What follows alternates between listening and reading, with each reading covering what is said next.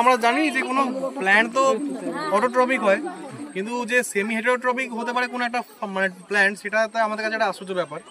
তো এই যে দেখো, এই ওয়েডেলিয়া বলে যে গাছটা আছে, এই সূর্যমুখীর মতো ফুল হয়ে আছে, এটা ওয়েডেলিয়া গাছ। তো এই ওয়েডেলিয়া গাছের ওপরে দেখো একটা হলুদ একটা মানে সুতোর মতো অনেক কিছু নাইলন ইয়ের মতো হয়ে আছে, ঠিক আছে? হাতে আমি তুলেছি, এটা হচ্ছে এটা স্বর্ণলতা। সাইন্টিফিক নেম হচ্ছে কাসকুটা রিফ্লেক্সা, ঠিক আছে?